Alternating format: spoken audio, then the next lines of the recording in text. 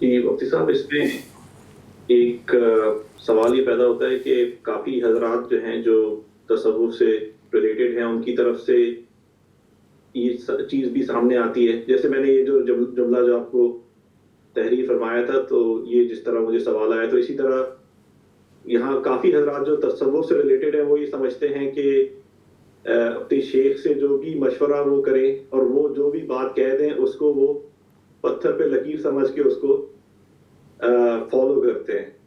یہ بس انہوں نے کہہ دیا، جیسے مثال کے طور پہ نوکری کے بارے میں مشورہ کیا، انہوں نے کہا آپ یہاں کریں اور یہاں نہ کریں، یا پھر بچوں کی رشتے کی بات ہے یہاں کریں یہاں نہ کریں، اگر شیخ نے کہہ دیا ہے تو ہم یہ چیز کریں گے، کیونکہ شیخ کا تعلق جو اللہ تعالیٰ کے ساتھ زیادہ ہے، تو ان کو کوئی ایسی چیز جو ہے سمجھ میں آئی ہے جو میری سمجھ میں نہیں آئی. تو اس میں مبالغہ آرائی جو ہے، اس سے آدمی کس طرح سے بچ سکتا ہے جب وہ کسی کے ساتھ اس کا تعلق ہو اس میں، کیونکہ آپ کی اپنی فیلڈ ہے. جیسے نوکری کے معاملے میں ایک آدمی جو ہے، میں مثال کے طور پہ انجینئر ہے، تو وہ اپنی فیلڈ کو زیادہ بہتر سمجھ رہا ہوتا ہے. تو اس میں مبالغہ آرائی مجھے دیکھنے میں نظر آئی کہ لوگ جو ہیں وہ شیخ سے مشورہ کر کے انہوں نے یہ فرمایا تھا تو ہم نے یہ کر دیا. دیکھیں، جی بات اصل میں یہ ہے کہ مشائخ اور یہ حضرات جو ہوتے ہیں ان کا اصل منصب اور مقام یہ ہے کہ وہ لوگوں کی اخلاقیات پر توجہ دیں اور اخلاقیات پر محنت کریں، خود بھی اور کرائیں بھی. سیدھی سادی سی بات. وہ لوگوں کو یہ سکھائیں جو کتاب و سنت میں چیزیں آئی ہیں، ظلم کی ممانعت وغیرہ وغیرہ، یہ سب جانتے ہیں. رہ گیا دنیا کے کاموں میں اپنے مشائخ سے مشورہ کرنا، ان کی بات پہ ہدایت پہ عمل کرنا. اس کی کئی صورتیں ہوتی ہیں. مثلا اس کی صورت یہ ہے کہ ایک بزرگ ایسے ہیں جنہیں دنیا کے نو ہاؤ کی خبر ہے، انہیں پتہ ہے بزنس کیسا ہوتا ہے، متیقظ ہیں، بیدار مغز ہیں. ان سے مشورہ کرنا محبت کی وجہ سے، تعلق کی وجہ سے کوئی حرج نہیں، ضرور کیا جائے. رشتے اور شادی کے مسائل میں اگر شیخ میں اتنی زیادہ سینسبلٹی ہے کہ وہ کہتے ہیں بھئی بیٹی سے بھی پوچھ لیجئے، بیٹے سے بھی پوچھ لیجئے، اچھا کیوں یہاں پہ کرنا چاہتے ہیں، اچھا میرے پاس بھیجئے، میں انہیں سمجھاتا ہوں کیا ہو سکتا ہے. یہ سب وہ چیزیں ہیں جو زندگی کے عملی تجربے ہیں. مشائخ کی طرف اس لیے رجوع کیا جاتا ہے کہ وہ دعا کریں گے. اللہ تعالیٰ اپنے کسی اچھے بندے کے، اللہ مومن کی دعا مومن کے بارے میں سنتا ہے، تو ایک مومن جس نے اپنی زندگی خدا کے لیے لگائی ہوئی ہے، اس سے مشورہ کرنا، اس کا اللہ سے دعا مانگنا، استخارہ کرنا. اور کوئی بعید نہیں ہے کہ کوئی غیبی اشارات ایسے ہو جائیں جس کی بنا پر وہ مشورہ دے سکیں، ہم اس کا بھی انکار نہیں کرتے. لیکن اگر وہ یہ کہیں، اسی سے آپ مثال لے لیں کہ لڑکی کی رائے مت پوچھنا، لڑکے سے بھی نہ پوچھو، بس جو میں نے کہہ دیا وہ کرو، تو یہ غلط بات.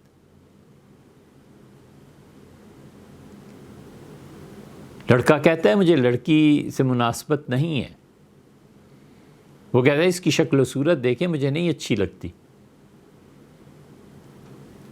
وہ کہتا ہے کہ لڑکی کہتی ہے کہ لڑکے کی صورت ذرا دیکھیں ابا آپ، لگتا تو دال چاول کی طرح ہے اور نخرے بریانی کی طرح. اور شیخ کہتے ہیں نہیں یہ رشتہ کرنا ہے. یہ معاملے ٹھیک نہیں ہیں. انہیں نہیں پتہ شیخ کو کہ رسول اللہ صلی اللہ علیہ وسلم نے ایک عورت کو بھیجا تھا، مسلم کی روایت میں آتا ہے، فرمایا میرے لیے کوئی رشتہ تلاش کرو، اور پھر فرمایا جو لڑکی تلاش کرو اس میں یہ دو چیزیں نہیں ہونی چاہیے، حسن، پسندیدگی، اس کا کوئی معیار تو ہوتا ہے نا. تو اس طرح کی چیزیں جو بالآخر شریعت کے خلاف پڑتی ہیں اس میں نہیں چلنا چاہیے. ایک شیخ ہیں اس کے مقابلے میں وہ زمان کو جانتے ہیں، کالج یونیورسٹی کی تعلیم کو، اس ماحول کو جانتے ہیں. وہ کہتے ہیں چھوی میں بچی سے بات کر لیتا ہوں، بیٹے سے بات کر لیتا ہوں، پھر پوچھتا ہے، پھر کوئی فیصلہ کرتا ہے، تو اپنے تجربے اور علم اور دانش کی بنیاد پر بات کرتا ہے. اس کا تعلق اس تصوف سے نہیں ہے جس کے لیے بیعت ہونے کے لیے گئے تھے.